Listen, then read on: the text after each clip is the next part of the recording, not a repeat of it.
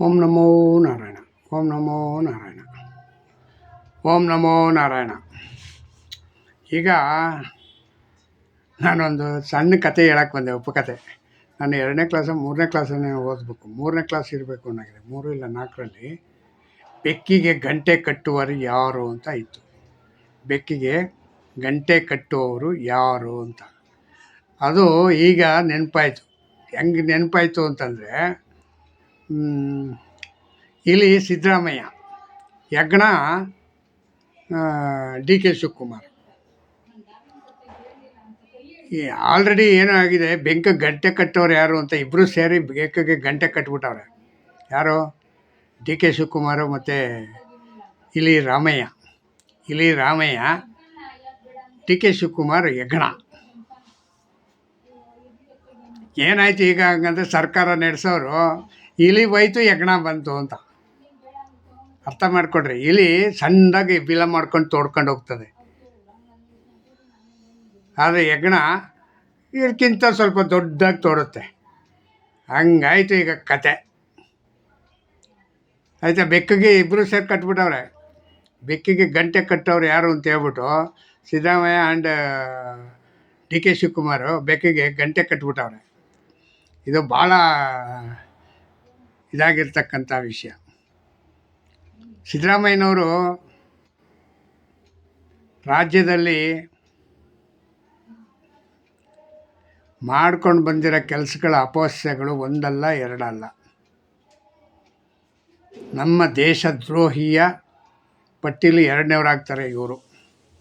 ಹೆಂಗೆ ಹಂಗಂದರೆ, ಮುಸ್ಲಿಮ್ನವ್ರನ್ನ ಓಲೈಸ್ಕೊಳ್ಳೋದಕ್ಕೆ ಏನು ಬೇಕು ಎಲ್ಲ ಕೆಲಸ ಮಾಡೋದು. ಎಲ್ಲಿ ಗಲಭೆ ಆಗಿದೆಯೋ ಗಲಭೆಯಲ್ಲಿ ಆಗಿರ್ತಕ್ಕಂಥ ಮುಸ್ಲಿಮ್ನವ್ರನ್ನ ಬಿಡಿಸ್ಕೊಂಡು ವಾಪಸ್ ಬರೋದ್ರಲ್ಲಿ ನಂಬರ್ 1 ಸಿದ್ದರಾಮಯ್ಯ.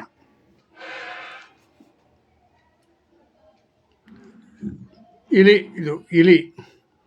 ಆದರೆ ಇನ್ನೊಂದಿದೆ ನೋಡಿ, ಹೆಗ್ಗಣ ಹೆಂಗೆ ಗೊತ್ತಾ? ಬಾಂಬ್ ಹಾಕಿದವ್ರೇ ಇವ್ರ ಬ್ರದರ್ಸ್ ಅಂತೆ. ಬಾಂಬ್ ಹಾಕಿದವರು ಇವ್ರ ಬ್ರದರ್ಸು. ಈಗಿನ ಮುಖ್ಯಮಂತ್ರಿ, ಹಾಲಿ ಮುಖ್ಯಮಂತ್ರಿ. ಹಿಂದಿನ ಮುಖ್ಯಮಂತ್ರಿ ಇಲಿ, ಈಗಿನ ಮುಖ್ಯಮಂತ್ರಿ ಹೆಗ್ಗಣ. ಇವರು ಬಾಂಬ್ ಹಾಕಿದವ್ರನ್ನ ಬ್ರದರ್ಸ್ ಅಂತಾರೆ. ಇವರು ಮುಂದಿನ ಜನ್ಮ ಅಂತ ಇದ್ದರೆ ನಾನು ಮುಸ್ಲಿಮ್ ಆಗಿಬಿಡ್ತೀನಿ ಅಂತ ಹೇಳ್ತಾರೆ. ಶಾಂತಿ ದೂತರು ಅಂತ ಹೇಳ್ತಾರೆ. ಹಾಗಾದ್ರೆ ಹಿಂದೂಗಳೆಲ್ಲ ಯಾರು?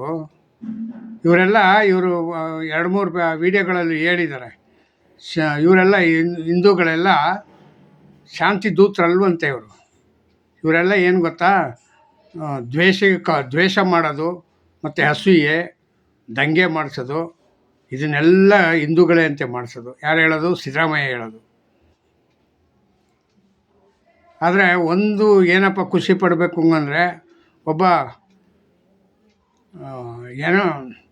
ಹಿಂದೂ ವಿರೋಧಿ, ಈ ಸತಿ ಹಿಂದೂ ವಿರೋಧಿಗಳು 4 ಜನ ಮುಖ್ಯಮಂತ್ರಿಗಳು ರಾಜೀನಾಮೆ ಕೊಟ್ಟರು.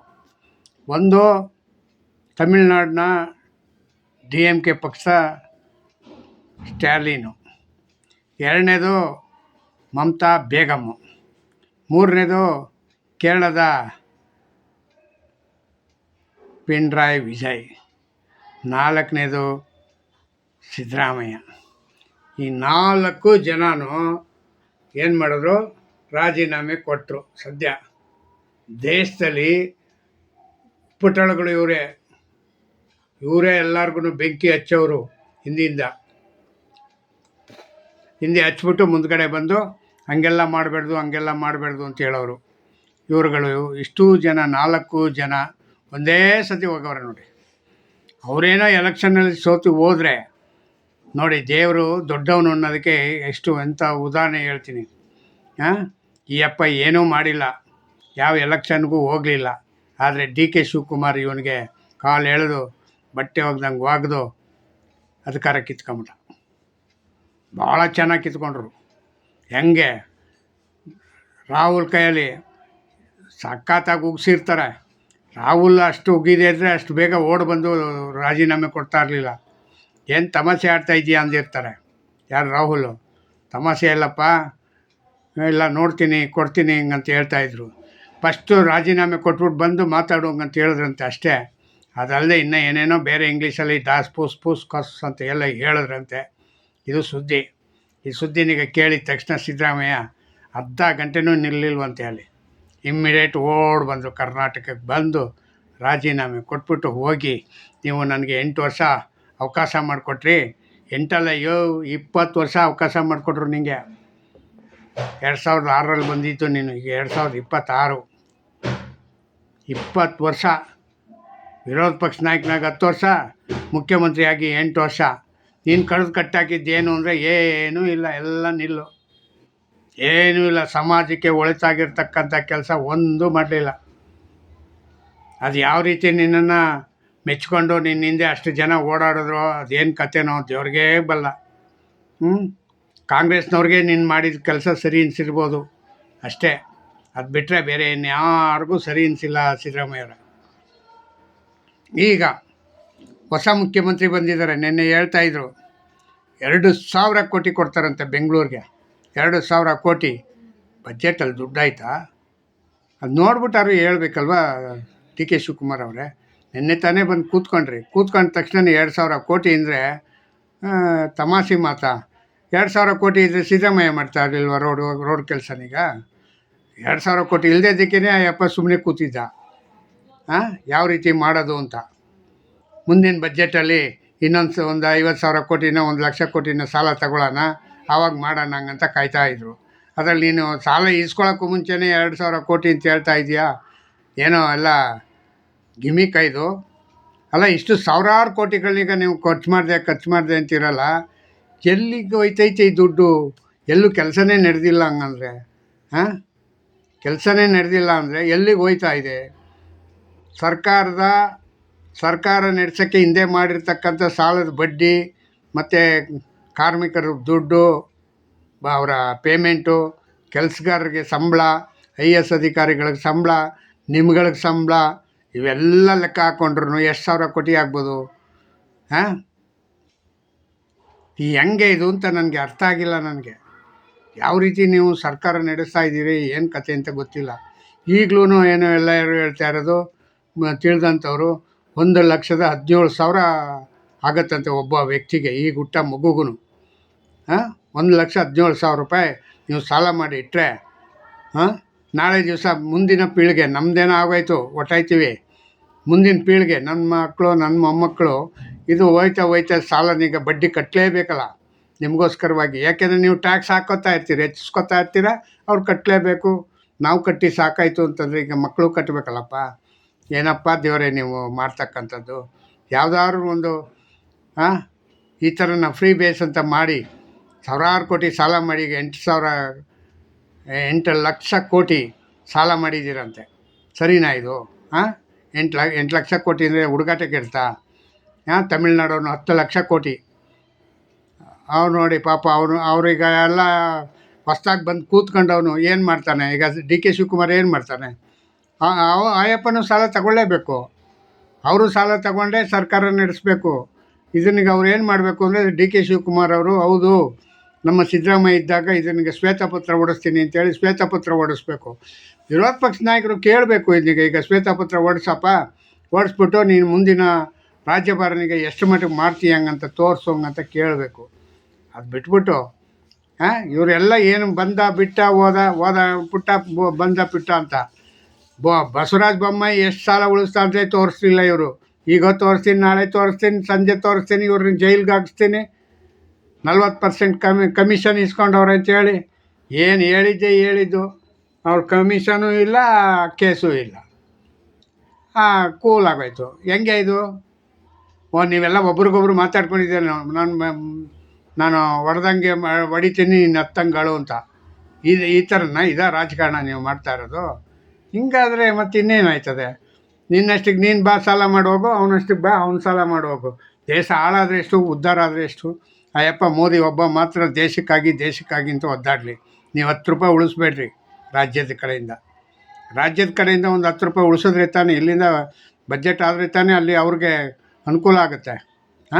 ಎಲ್ಲ ಖಾಲಿ ಇಟ್ಟಿದ್ರೆ ಎಲ್ಲ ರಾಜ್ಯದವ್ರೂ, ಯಾವ ರಾಜ್ಯ ಸುಭಿಕ್ಷವಾಗಿದೆ ಸಾಲ ಇಲ್ಲದೆ?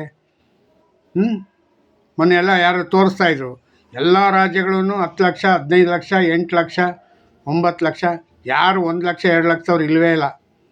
ಎಲ್ಲ 5 ಮೇಲೆ 5 ಮೇಲೆ 10 12 ಲಕ್ಷದವರೆಗೂ ಹೋಗ್ಬಿಟ್ಟವ್ರೆ ಹೈಯೆಸ್ಟು.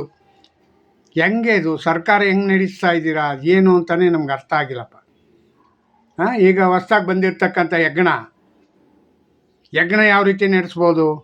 ಯಜ್ಞ ಅಂದರೆ ಡಿ ಕೆ ಶಿವಕುಮಾರು ಈಗ ಬಂದು ಅನೌನ್ಸ್ ಮಾಡಿಸಿ ತೋರಿಸಿ, ಏನು ಶ್ವೇತಪತ್ರ ತೋರಿಸ್ಬಿಟ್ಟು ಡಿ ಕೆ ಶಿವಕುಮಾರ್ ನನ್ನ ಇದರಲ್ಲಿ ಇಷ್ಟು ಲಕ್ಷ ಕೋಟಿ ಸಾಲ ಇದೆ, ಈ ಸಾಲನೀಗ ನಾನು ನಿಭಾಯಿಸ್ಕೊಂಡು ನಾನು ಸರ್ಕಾರ ನಡೆಸಬೇಕು, ನನಗಿಷ್ಟು ವರಮಾನ ಇದೆ ಹಂಗಂತ ಹೇಳ್ಕೊಂಡು ಒಂದು ಶ್ವೇತಪತ್ರ ಹೊಡಿಸಿ ಡಿ ಕೆ ಶಿವಕುಮಾರ್ ಅವರೇ ನೋಡೋಣ. ಆವಾಗ ನಿಮ್ಮ ಮಂತ್ರಿಮಂಡಲಕ್ಕೆ ಸೇರಿಸ್ಕೊಂಡಿರ್ತಕ್ಕಂಥ ಹಣಕಾಸು ಸಚಿವರು ನೀವೇ ಆಗಿರ್ತೀರ ಅಂತ ಹೇಳ್ತಾ ಇದ್ದಾರೆ. ಇನ್ನು ಅದು ಹಣಕಾಸು ಸಚಿವರು ಯಾರು ರೈಲ್ವೆ ಏನು ಟ್ರಾನ್ಸ್ಪೋರ್ಟ್ ಮಿನಿಸ್ಟ್ರ್ ಯಾರು, ಮತ್ತು PWD ಯಾರು, ಆರೋಗ್ಯ ಅಧಿಕಾರಿ ಯಾರು ಗೊತ್ತಿಲ್ಲ. ಇನ್ನು ಯಾರಿಗೂ ಅದು ಖಾತೆ ಹಂಚಿಕೆ ಆಗಿಲ್ಲ. ಖಾತೆ ಹಂಚಿಕೆ ಮಾಡಿಬಿಟ್ಟು ನೀವೊಂದು ಕೆಲಸ ಮಾಡಿ, ಈ ಒಂದು ಶ್ವೇತಪತ್ರನಿಗೆ ಹೊರಡಿಸಿ ರಾಜ್ಯದ ಸರ್ಕಾರದ ಸಾಲ ಎಷ್ಟಿದೆ ಮತ್ತು ಹಿಂದೆ ಸಾಲ ಎಷ್ಟು, ಯಾರೇನೇನು ಮಾಡಿದ್ರು, ಈಗ ನಾನೇನು ಮಾಡ್ತೀನಿ ಅನ್ನೋದೀಗ ಮುಂದೆ ತೋರಿಸಿ ನೋಡೋಣ. ಅವಾಗಾದ್ರೂ ಕಂಪ್ಯಾರಿಸನ್ ಮಾಡಿದ್ರೆ ಒಂದು ವೇಳೆ ನೀವು ಕಮ್ಮಿ ಮಾಡ್ತೀರಾ ಇಲ್ವಾ ಗೊತ್ತಾಗತ್ತೆ. ಇಲ್ಲಾಂದರೆ ಅವರಷ್ಟೇ ನೀವು ಮಾಡೋಕ್ಕೆ ತಯಾರು ಅಂತ ಆಯಿತು ಸೈಲೆಂಟಾಗಿ ಮಾಡಿದ್ರೆ. ಯಾಕೆಂತಂದರೆ ಇದು ಕಂಟಿನ್ಯೂಷನು ನೀವು ಮಾಡೋದು, ಅವ್ರದ್ದು ಇವ್ರು ಮುಚ್ಚಾಕೋದು, ಇವ್ರದ್ದು ಅವ್ರು ಬಂದು ಮುಚ್ಚಾಕೋದು. ನಾಳೆಗೆ ಯಾವನೂ ಇಲ್ಲ, ಎಲ್ಲ ಸರ್ಕಾರದ ದುಡ್ಡು ಧೂಳಿ ಪಟ. ಹುಚ್ಚಿ ಮದುವೆಲಿ ಉಂಡವನೇ ಜಾಣ. ಹುಚ್ಚಿ ಮದುವೆಲಿ ಉಂಡವನೇ ಜಾಣ. ಎಲ್ಲಮ್ಮನ ಜಾತ್ರೆ ಯಾರ್ದೋ ಜಾತ್ರೆ ಇದು ಅಲ್ವಾ? ಹಿಂಗಾಗಿದೆ ಈಗ ಸರ್ಕಾರದ ದುಡ್ಡು ಏನಾಗಿದೆ ಅಂದರೆ, ಹುಚ್ಚಿ ಮದುವೆಯಲ್ಲಿ ಯಾವನು ಊಟ ಮಾಡ್ತಾನೆ ಅವಂದೇ. ಎಲ್ಲಮ್ಮನ ಜಾತ್ರೆನೂ ಅಷ್ಟೇ, ಎಲ್ಲಮ್ಮನ ಜಾತ್ರೆನಲ್ಲೂ ಹಂಗೇನೆ, ಯಾರೋ ಜಾತ್ರೆ ಮಾಡ್ತಾರೆ, ಯಾರೋ ಮಜಾ ಮಾಡ್ತಾರೆ, ನಿಜವಾಗಿ ಯಾರಿಗೂ ಗೊತ್ತೇ ಇರಲ್ಲ ಇದು. ಹಿಂಗಾಗಿದೆ ಈಗ ಸಮಾಜ ಈ ಥರ ಮಟ್ಟಕ್ಕೆ ಬೆಳೆದಿದೆ.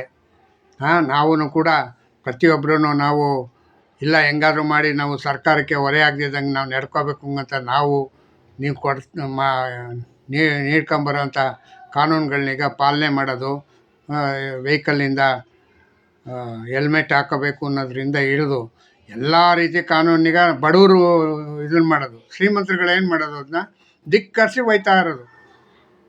ಹೆಂಗೆ ನೀವು ಯಾರಾದ್ರೂ ಸರ್ಕಾರದಲ್ಲಿ ಇರ್ತಕ್ಕಂಥವ್ರು, ಅಧೀನದಲ್ಲಿ ಕೆಲಸ ಮಾಡ್ತಕ್ಕಂಥ ಅಧಿಕಾರಿಗಳು ಇಲ್ಲ ಎಲ್ಲರಿಗೂ ಒಂದೇ ರೀತಿ ಒಂದೇ ಸಿಸ್ಟಮ್ನಿಗೆ ಹಂಗಂತೇಳಿ ಯಾವತ್ತಾದ್ರೂ ನೀವು ಘೋಷಣೆ ಮಾಡ್ಕೊಂಡಿದ್ದೀರಾ? ಇಲ್ಲ, ಒಬ್ಬರೂ ಮಾಡ್ಕೊಂಡಿಲ್ಲ. ಹಿಂಗಾಗಿದೆ. ಮತ್ತು ಈಗ ನಮ್ಮ ರಾಜ್ಯದ ನವ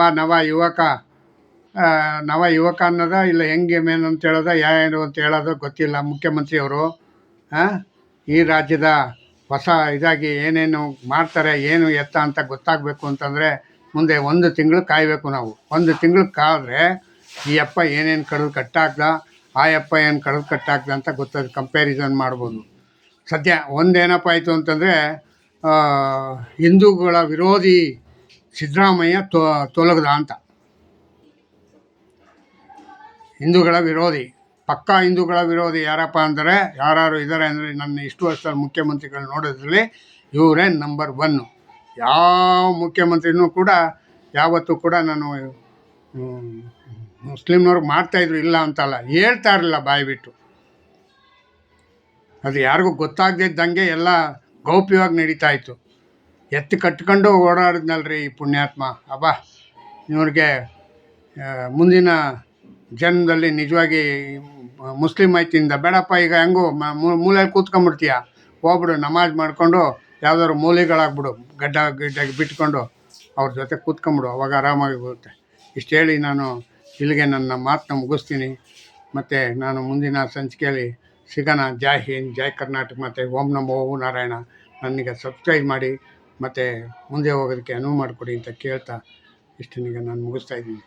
ಓಕೆ.